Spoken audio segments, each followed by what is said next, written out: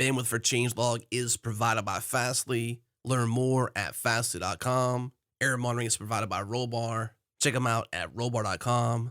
And we're hosted on Linode servers. Head to linode.com/changelog. Hi everyone, I'm Leo Kalneus, and it's go time.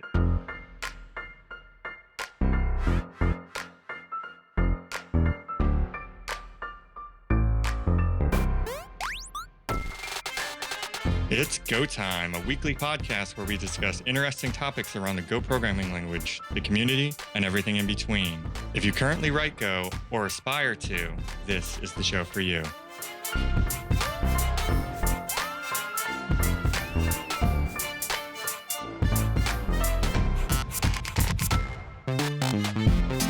Welcome back, everybody, to another episode of Go Time. Today's episode is number 70. Today on the show, we have myself, Eric St. Martin, Carlicia Pinta. Hi, everybody. Brian Kettleson. Hello. And his knitting. Hey. And our special guest for today is one of the organizers of GopherCon Russia, Leo Kalneus. Hello.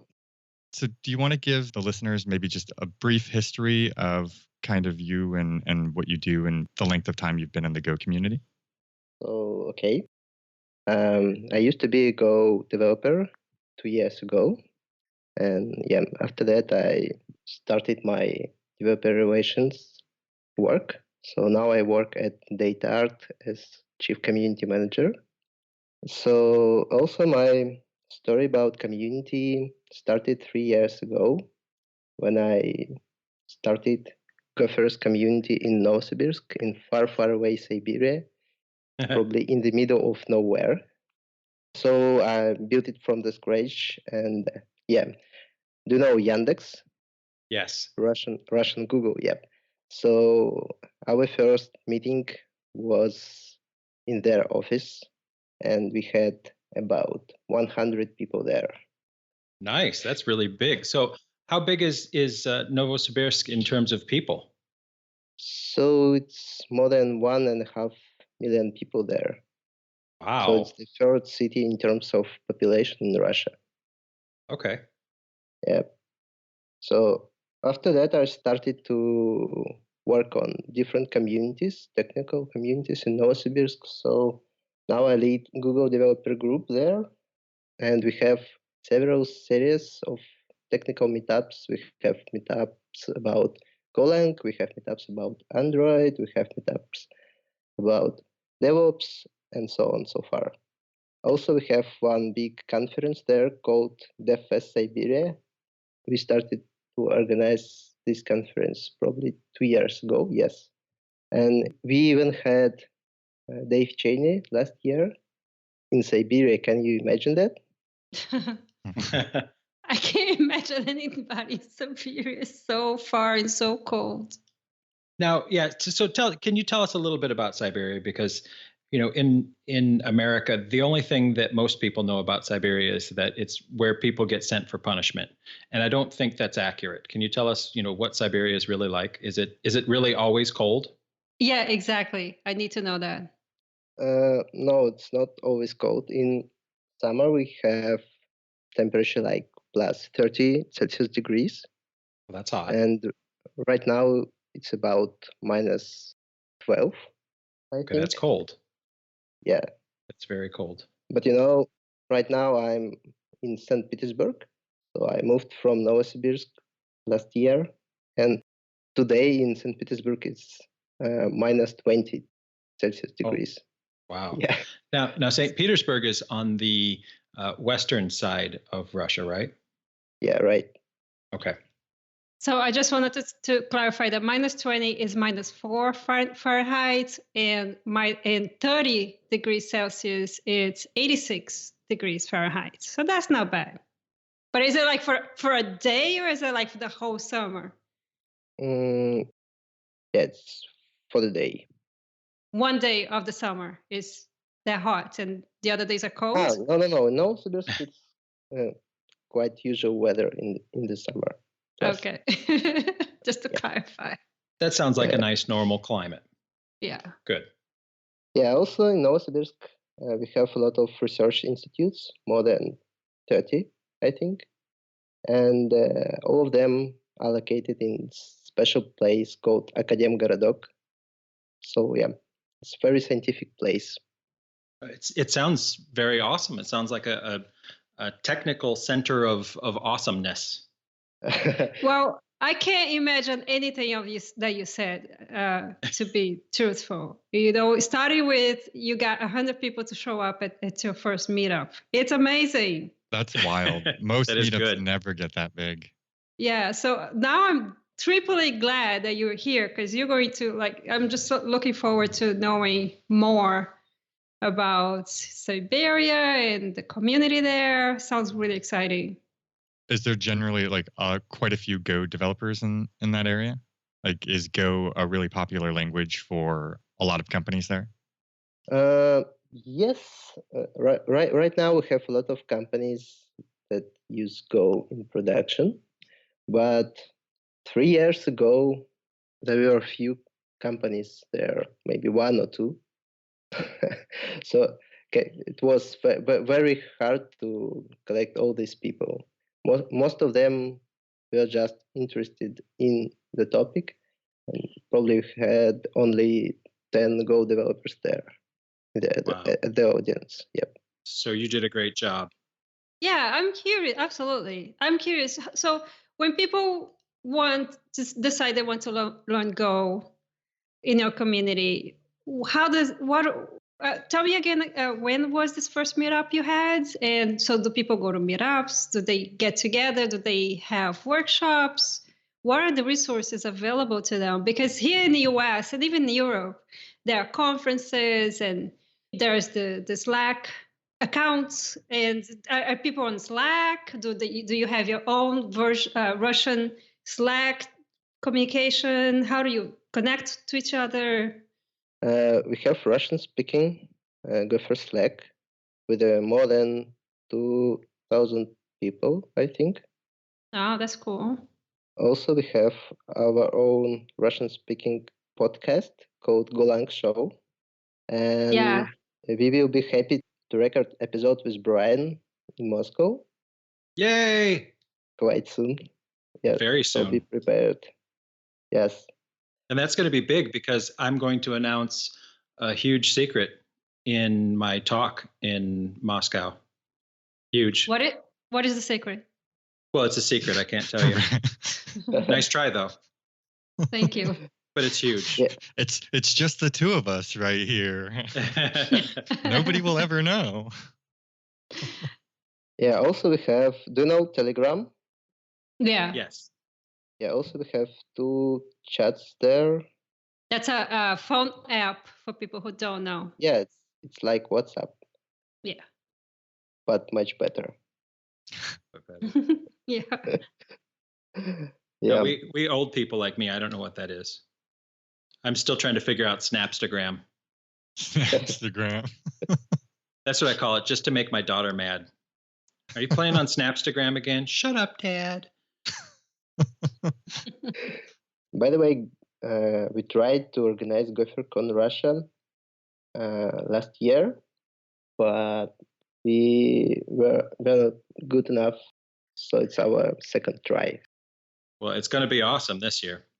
Yeah, I think so. Because right now, we have more than 400 signups Wow. for the conference.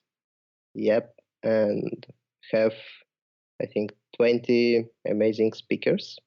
I was looking at the speaker list yesterday, and you have really good speakers lined up. Yeah, there's a number of great speakers there.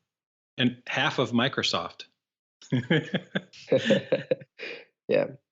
The question is, though, how many of them were on there before they were Microsoft? Because most of us have gravitated there only in recent months.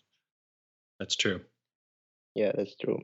By the way, we invited Ashley to our Siberian conference last year.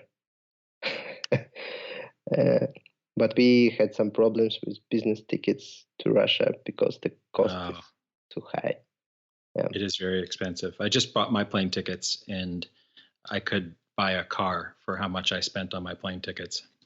Wow, wow. It's a good thing I didn't pay for them. I took it out of Eric's budget. Are you trying to say I don't travel enough? No, I'm trying to say that you're not getting a raise this year because I'm going to Russia.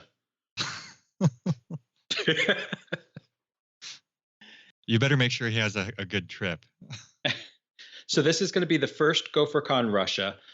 Tell us about the venue. What kind of building is it going to be held in? It's in Moscow, right? Yes, obviously it's in Moscow. Is it going to be in the Kremlin? Not for sure. No? No, gophers are not allowed there. No gophers allowed in the Kremlin. I'm going to try to find out if it's okay for gophers to go to the Kremlin and go inside, because it's what I do. I have to break rules. Yeah. So if I don't make it home, you guys understand why. I'm in jail in Siberia. Yeah. By the way, if you will have enough time, we can go to St. Petersburg before or after the conference. Oh, nice. And we can organize a local meetup if you want. So the venue will be in Moscow. It's called Technopolis. It's quite a big, huge, comfortable conference hall. Nothing very special, but it's quite nice place. I guess I was there for one conference before, and I like it. Any place is special if it's full of gophers. That makes it special. Yep, definitely. And we will have a lot of gophers there. Mm-hmm. I am so excited. So you said 400 people are coming this time? You sold 400 tickets? Yeah, even more than 400. Oh, that's good. That's great for a first conference. Well done. That is excellent. Yeah. Yeah. And if you want, I can tell you some numbers about Moscow gophers community. Yes, sure. Absolutely. Yeah. Yeah, let me check my notes. Okay. So, by the way, also we have mailing list for Russian-speaking community since 2010. And first Moscow meetup was 5 years ago, and they had 27 people there. Wow. Yeah. Impressive. Yep. So that's the history of Russian gophers community. Also, we have a quite big community in St. Petersburg, about 700 gophers there. I'm not sure that the community is very active, but yeah, still we have it. But they will be active now that you're there. Yeah.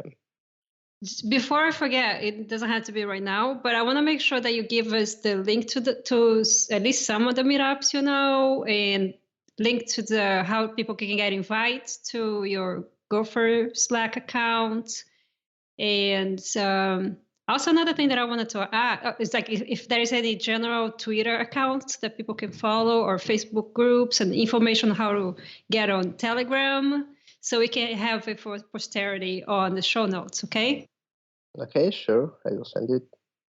And another thing that I wanted to ask along those lines is there any dedicated place for people to look for Go jobs in Russia or in your area? Good question. So, well, we have a special website called Headhunter in Russia, and you can find any job there. It's the first source, I guess, and the special places are our Gopher Slack. We have a special channel there for job offers, and we have also a channel in Telegram for that. Cool. Yep. Very nice. So it sounds like the Go community in Russia is incredibly well organized, probably better organized than the one here. That's good news. Well, I really enjoyed Gopher's community in San Francisco. I was on some meetups there. Oh, it is a good community there. That's true. Yeah, also I'm going to be at Google I/O this year in May, so we can meet there too. You're going to Google I/O. Are you going to come to Microsoft Build too? If you can invite me, for sure. Well, I'll work on that then. Very good. I think that's also in May. Maybe you could just make it a big long trip. Yep, why not? Because I can work totally remotely. So Perfect. Working remotely is the best kind of working. yeah, definitely. So, what sort of big companies outside of Yandex use Go in Russia? For sure, one of the biggest is Mail.ru Group. Do you know social network Kontakte or VK? It's like Russian Facebook. Mm. So they use Go in some of their backend services. And actually, there are a lot of smaller companies that use Go in their production. Also, I can mention Avito. Mm-hmm. It's like Russian eBay, but a bit smaller than eBay for sure. They also use Go in their backend services. Yeah, that's the most well known, I think. And not Russian, but Russian speaking guys from Get from Minsk. Do you know a company called Juna? It's like Get in New York. It's not like it's Get in New York. So yeah, they have a lot of stuff in Go. Nice. Yeah, they're very nice folks. I just went to the Golang wiki page, and there is a page called Go Users that lists companies from around the world, and it's divided up by continent and then countries. And there are only 2 companies under Russia, so that definitely needs to be updated. So what's there right now is i2 Labs and Postman Q. Mm-hmm. Yeah, by the way, yeah, i2 Labs, we have a speaker from there. Yeah, I think we should update this list. Nice. So, are there any talks that you're particularly excited about for GopherCon Russia? Any talks that look amazing? I know you can't pick any favorites, but there's got to be something that you're excited to watch. Personally, I'm very excited to meet Dmitry Vyukov in person and to listen to his talk. Yeah, He's my hero. yeah, it's the same to me. I have a really good Dmitry Vyukov story. Eric, I don't know if you were there, Eric. You may remember this. So in GopherCon, it was 2015 or 2014. It was several years ago, and Dmitry was a speaker, but I hadn't met him yet because he hadn't spoken. He was going to speak on the second day, and it was the first day. So we were walking home from the pre-party, or walking home from the place where we were having beer the first night. And I had been talking to Dmitry by email forever on Twitter, and I just told him what a big fan I was and how excited I was to meet him. So I'm walking home, and this really tall person walks up next to me and says hi, and I had no idea who it was. So I said hi, and he kept trying to bring up conversation points, but I was tired and I had 2 beers, and I was not talking well. And then somebody else walked up and said, "Oh, hi, Dmitry." And it was Dmitry Vyukov, and I felt like an asshole. So there's my Dmitry Vyukov story. Sorry, Dmitry. I was his biggest fan, and I didn't even recognize him. Knowing people from the internet is hard, though. I mean, most of us have like avatars that are not us, and even in person, people look different than their avatar, and I think that's an honest mistake. It was. I still felt bad. I mean, this is the guy that made Go twice as fast in what, Go 1.4, 1.5, whatever it was, and then added all of that awesome race detection and the profiler. I mean, this is a serious hero in the Go community. When I meet him in March again, I won't make that mistake. So what would you like to have in your community? What sort of support or access or resource you like to have in your Go community that you don't have right now? So, well, if we are speaking about far, far away Siberia, I will be more happy if more speakers will come to visit us and talk to our Gophers person. Maybe this is the most important point for us. Do you mean at your meetup? For example, we can use the Fest Siberia as a place to meet. Yeah, because it's quite a huge event. We have more than 700 people there. Yes, it's quite reasonable to come to Siberia to talk to this big audience. Yeah. Does DevFest happen in the same time every year? Yes. I think it's always in autumn. So this year it will be in November, at the end of November, and last year it was in September. Yep, so quite close to the same dates. Now, Leo, I can't understand why you would have a hard time convincing anybody to come to Siberia in November. Because, it's true Siberian experience. Snowshoes and dog sleds. We had a guy from Brazil. It was his first time he saw snow. He was so happy.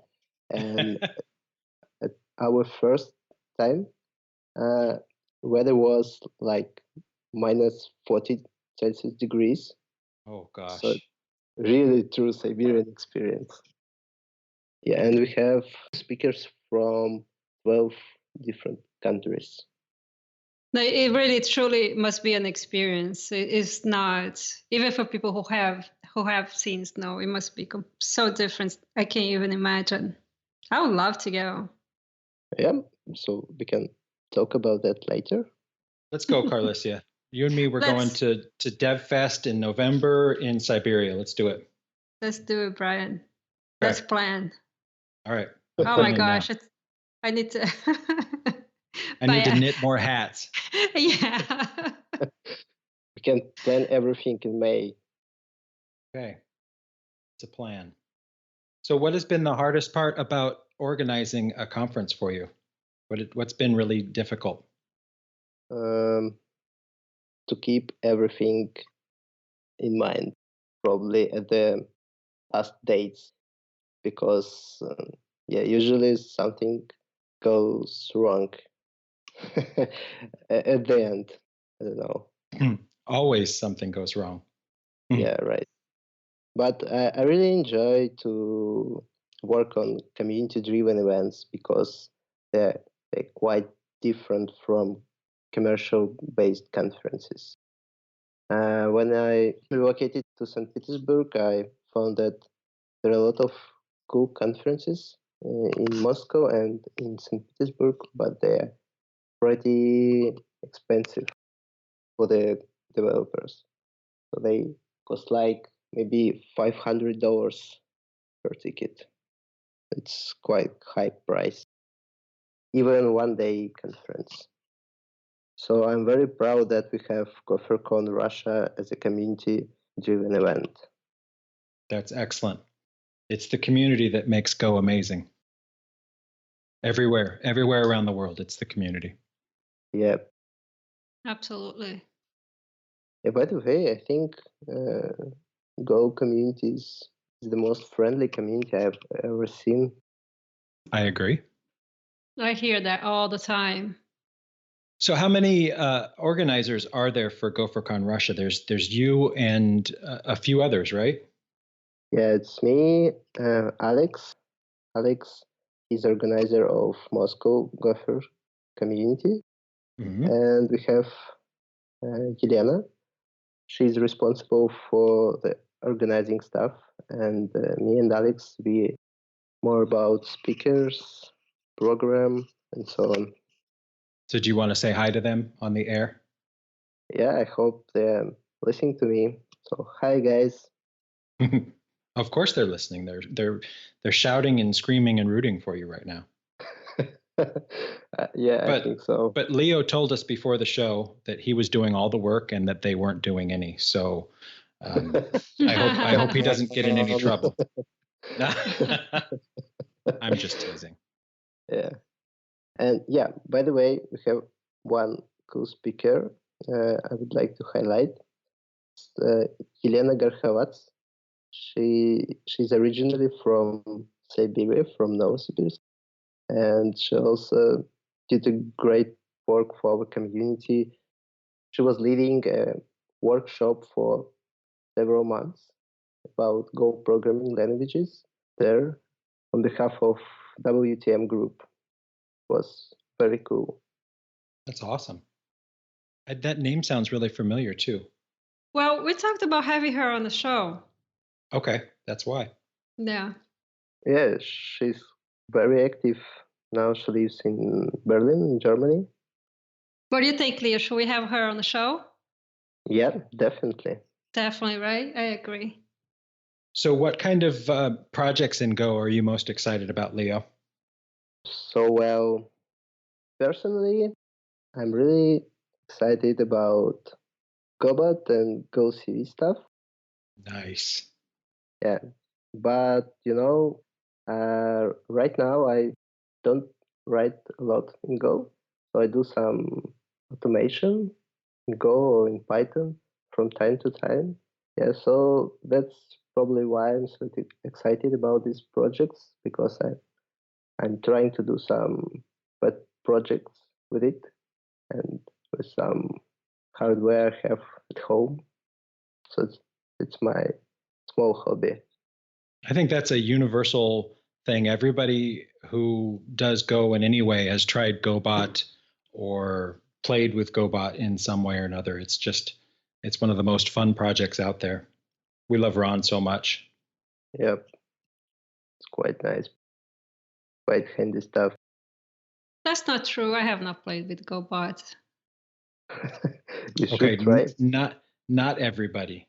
But if you come to Hack Day at GopherCon, you could play with GoBot because Ron runs an all-day long workshop where he gives away free toys that you can program with GoBot. True. So before we jump over to like projects and news part of the show, I just kind of want to recap about GopherCon Russia. So it's one day and it's in March. What's the date? It's 17th March. St. Patrick's Day. And for anybody who might want to attend who does not already have a ticket, are tickets still available or are you sold out? It's still available. Yeah. And the site for that, for anybody who's interested, is I think it's GopherCon-Russia. Is that? Yep. .ru. And I know we mentioned one or two speakers, but did you want to give a quick highlight of a few more speakers, maybe a couple of the keynoters or things like that? So, well, I don't want to highlight someone else. I think everyone quite brilliant speaker there at the least. So, yeah. Yeah, I think that's definitely understandable. It's always hard to, you don't want to leave anybody out. Yeah, right. I would list the names of all the speakers, but I'm not sure I can pronounce them. I do know that there's a lot of people I know on this list, though, which is really awesome. It's gonna be a fun conference. Yep. Brian needs to bring Go Time stickers. I don't have. Adam needs to FedEx me some Go Time stickers because I don't have any, and I leave Saturday. Something tells me you're not going to get them on time. Oh wait, I leave Saturday for Washington D.C. I've still got time. I'll ping Adam. I get confused about where I'm traveling. I don't even know what day it is. Probably I will print some Siberian stickers for you. Ooh, nice. From our Go community. That would be excellent. I have a huge bag of stickers that everywhere I go, I collect more so that we can do sticker trading. Yeah. And that's a wonderful idea. And I'll bring my big bag so that everybody can get stickers from places that they've never seen. Yes, stickers, black market. Black market stickers. Yeah.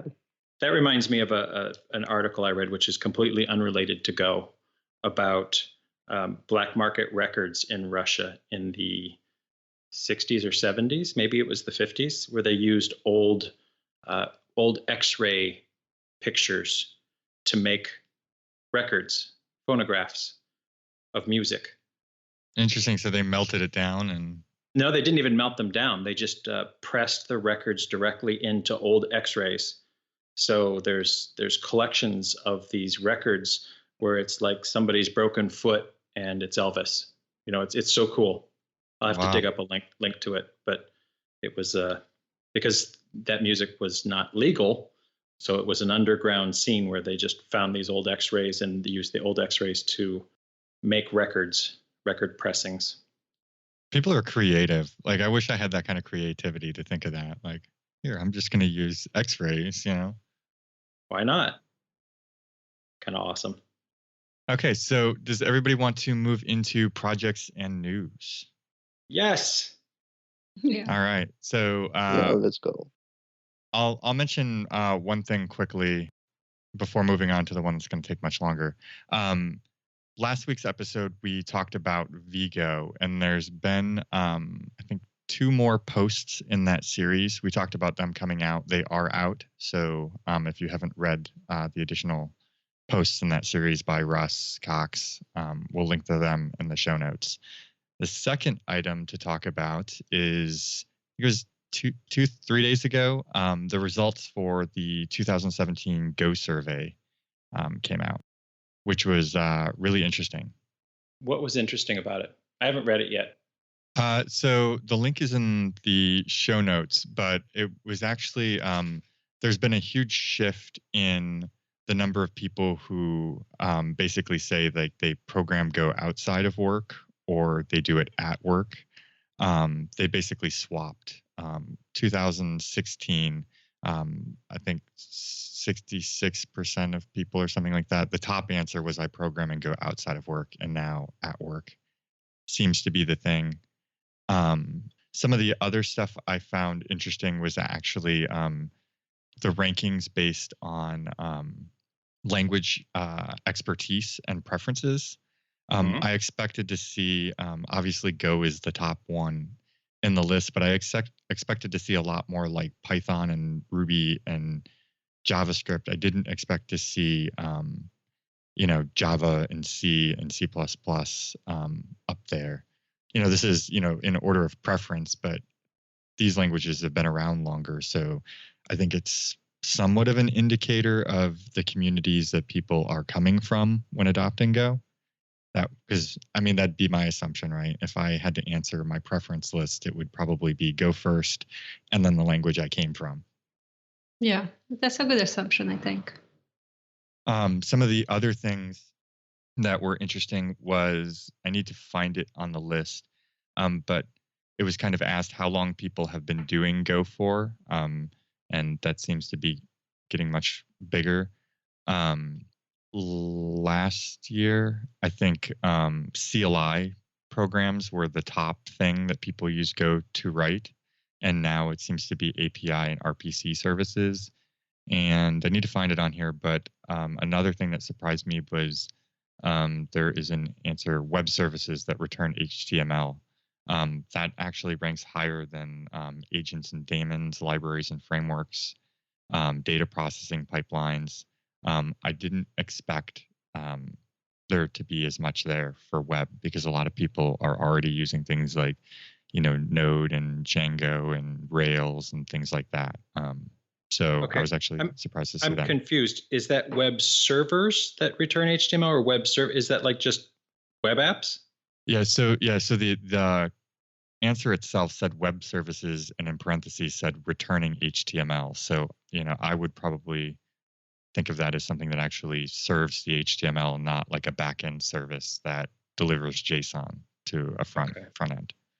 So, that's actually really cool, because I didn't expect that to be, I know people are doing it, but I didn't expect it to rank as high as it did over some of the other things. That is interesting. And, 50% or 48% of respondents said that they use Go as part of their daily routine. I brush my teeth with Go every day. That makes sense. We need Gopher toothbrushes. Oh, wow. That's our new swag for next year. Go toothbrushes. Because gophers should have good hygiene. That'd be I wonder whether people would take that personally. Like, what are you trying to say? Yeah. Are you saying that we're not well groomed or something? Like toothbrushes? So some other interesting statistics out of that were operating system of choice that people use for development.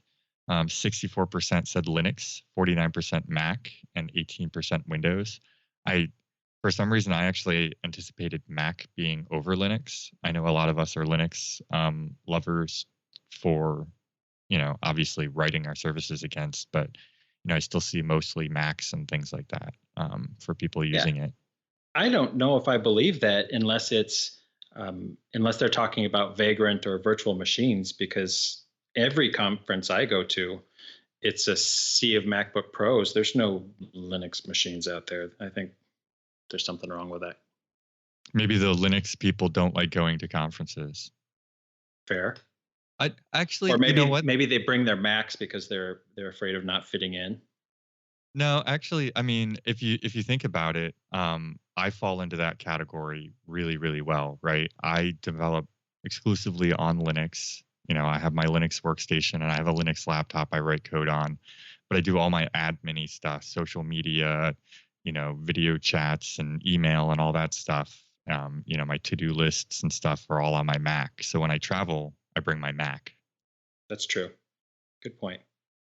So the other interesting stat too was there was a swap. So last year's survey showed Vim as being the top editor as far as preference goes, and it swapped with VS Code this year. Wow, VS Code is in first place? VS Code is in first place. That's amazing. VS Code is really an awesome place to do code development. But so is Vim Go. I mean, I think as more people enter the community and they have different habits, we're going to see differences in what tools people use. So that makes total sense to me. So, and as far as community stuff goes, one thing that was actually really surprising to me was that 40% of respondents said that they've never attended a meetup, a Go remote meetup, or Go conference, or training, or Go Bridge event, or anything in that manner. That was actually the top answer. 40% of people haven't done that, and I'd be really curious to know why that is.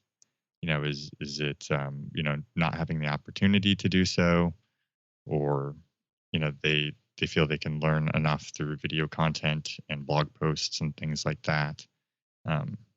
Whether those things don't feel welcoming enough. I'd be interested, because I wouldn't have expected that to be the top answer. It's really hard to tell. We can speculate. That number would be more relevant if it was accompanied by geographical location.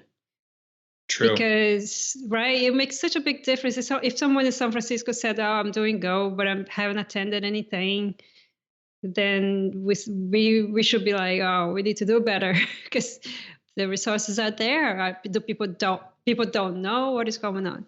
But if someone in some really remote part of the U.S. or part of the world is saying, "I haven't gone," then it's good, because they are doing Go in spite of not having access to these things. Right. Oh, yeah. It's completely different, right? Depending on where people are. I think that's actually a really, really good point, because even thinking about here locally in Tampa, like we've been doing pretty bad about consistently holding meetups, because it gets hard to find people to present or to have the time to create presentations, and sometimes just the overhead of trying to find a location for it and things like that if you don't already have a company you can consistently do it at. So even here locally, right, if anybody who lives here and we're not running meetups here, or the one didn't exist, right, and if you don't work for a company who's willing to send you to events and you don't have meetups locally, you don't have the ability to go, So maybe that's also an indicator of the spread, right? That we're starting to spread out of the big tech hubs and into the rest of the world. Yeah. That also makes me want to ask Leo. Leo, did you take this survey? Did you know about it? Yes. Yes and Did- yes. Do you think a lot of people in your community knew about it and took it too? I'm not sure actually because I can't track that. But I think I spread this link to the community. Mm-hmm. Yeah. That's good. I'm not sure about Moscow community, but I've shared the link to Siberian community, definitely.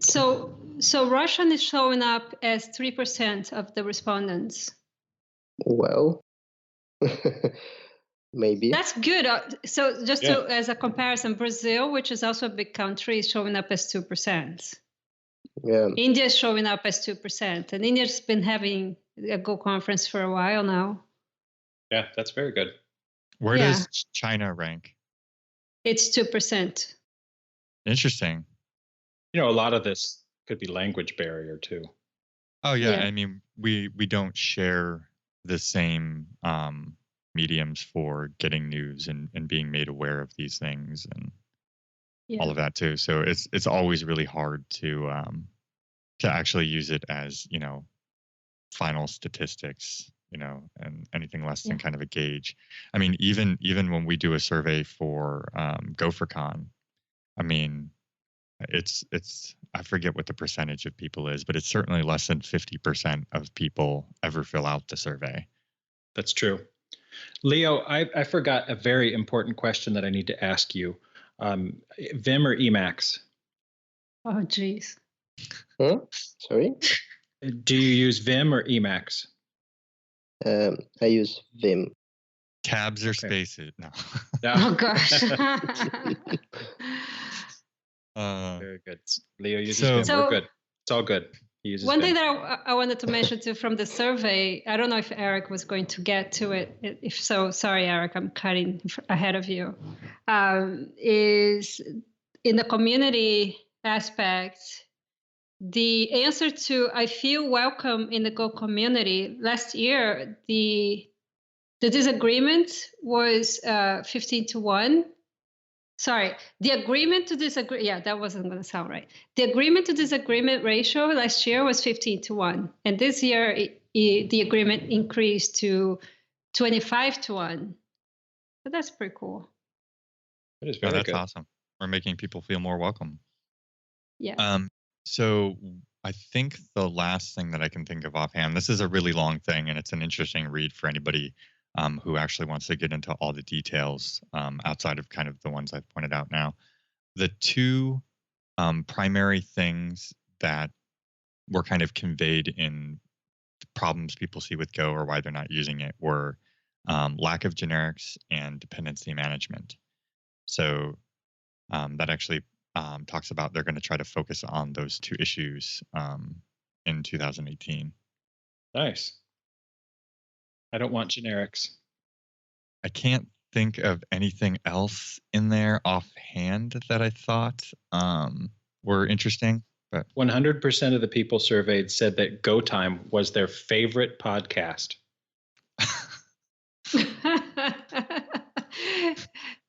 Well, the English speakers, right? No, 100%.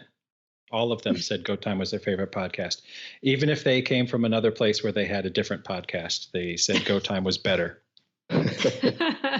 Brian has this Chrome filter called Praise Brian, and when he turns it on, everything turns into 100% love.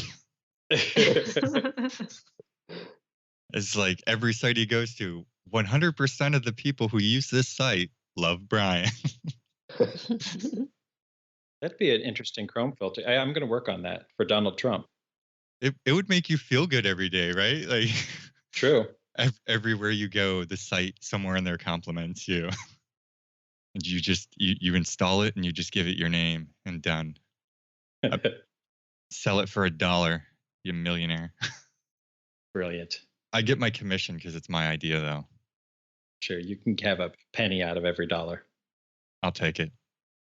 All right. So next on interesting projects and news, I haven't been trolling GitHub too much the past week or so, but I can't remember. I think we mentioned the pwned passwords list and service, but Matt Evans has created a Go library for querying the pwned passwords list to see if a password has been compromised in a prior data leak.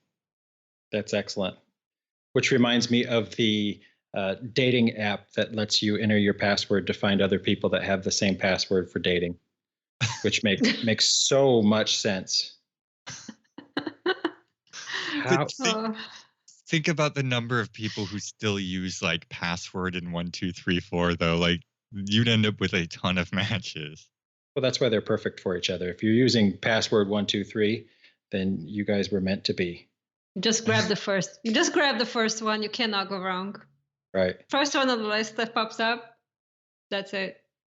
Sold. She's my soulmate. But then people like me who use my generated 1Password passwords, like there'd be nobody, just loneliness. Yeah. All right. Did anybody have any other projects or news that they kind of ran across this week? Sorry, I had a slow come back to that, but I have to say, so you can't be locked in security and love. You can only be one. So if you don't find a match, that's a good thing based on the password. At least you're good with security. So who cares about love? We commend you on your selection of secure passwords. We're sorry, you're going to be lonely. Yes. All right, moving on. That is such a weird way to find a date. Really, please give me all the people who share the passwords with me. That's not real, right? No, I think it's real. It also seems like a really, really bad security idea, right?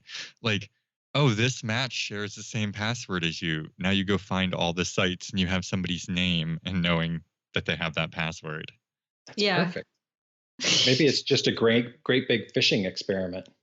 That's quite possible too. I don't know. Have you heard about the Get Contact application? No.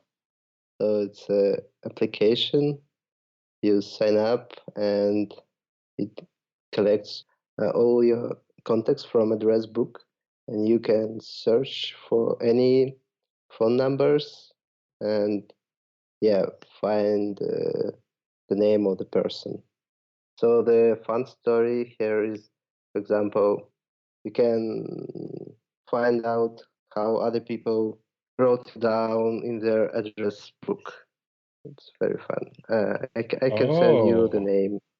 Yeah, it's very scary. Bad for the privacy, but very funny application. Yeah, because I have interesting names for people in my address book that I would not want anybody to ever know. Oh, really? Like Eric. I don't call him Eric in my address book. That's something completely different. And if Eric knew that, he would be mad at me for a long time. So, those are things that we don't want public. Yeah. All right. So, Free Software Friday. Does anybody have stuff? I don't have a Free Software Friday this week. How sad is that? Oh, if Brad doesn't, I feel not so bad for not having one either, just mainly because I didn't think about it. It's like I haven't been having one. It's hard. Sometimes it's hard based on what you're doing, and if you're kind of doing the same thing for weeks on end, you may not be exposed to projects, or when you are, you don't think to like write that down. Like, I need to give this person a shout out. Yeah. Leo, so at the end of every episode, what we typically do is something we call Free Software Friday, where we give a shout out to a project or maintainer of open source. It does not have to be Go. Just to kind of show our love and appreciation for what they do. I know this is on the spot, so it is okay if you don't have one, but if there's anybody or any project that you absolutely love and helps you out, feel free to give them a shout out. Well, maybe not today. Sorry, guys. Okay. So I do have one this week. Source D. So they have a Go Git library, which is an implementation of Git completely in Go. And for a project that we are working on at work, I'm doing some Git stuff, and I've been playing along with that as a library rather than shelling out to the Git command itself. And it is making things a lot cleaner and more fun. That's really nice. That's interesting. Now, SourceD, that's where Francesc Campoy went, right? Yes. Awesome. Hi, Francesc. We love you. Yeah, we also have a speaker from there on GopherCon Russia. Oh, yeah? Yeah. No, Francesc? Not unfortunately. But yeah, we have Vadim. He's a Google developer expert on machine learning. Yeah, quite a cool guy. I will send his GitHub to the Slack. That's awesome. Thank you. Yeah. All right. So if nobody has any other projects to give a shout out to, I think we are at time. So thanks so much for coming on the show, Leo. Thank you to all of our listeners. Thank you, Carlicia, for being on the show. Brian, we're no longer friends. Oh, come on. You know I'm just teasing, Eric. And I'll get rid of the nasty name in my phone book. So I want to know what the ringtone is too. Oh, no, you don't. You really don't. I just posted a picture in Slack of the hat that I knitted during today's show for my new niece, Ava. Shout out to Ava, who's tiny, tiny, tiny. And I'm looking forward to meeting her this weekend. I have to bring a hat. It's adorable. You need to post it on Twitter and reply to my commenting that you're knitting live so people can see the result. Oh, good point. Okay, I'll go do that right now. All right. So thanks again for listening, everybody. You can follow us on Twitter at GoTimeFM. Head to GoTime.fm to subscribe, and GitHub.com/GoTimeFM/ping if you have suggestions for topics or speakers, including yourself. With that, goodbye, everybody. We'll see you next week. Goodbye. Thanks, Leo. Thanks for having me. Bye, everybody. Leo, this was great. Thank you. Bye all.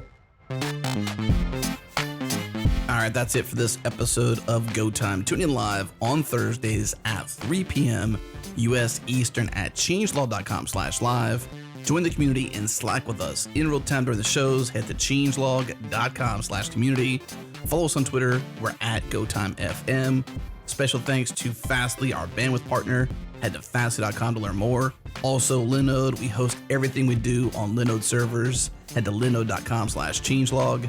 GoTime is edited by Jonathan Youngblood, and the theme music for GoTime is produced by the mysterious Breakmaster Cylinder. We'll see you again next week. Thanks for listening.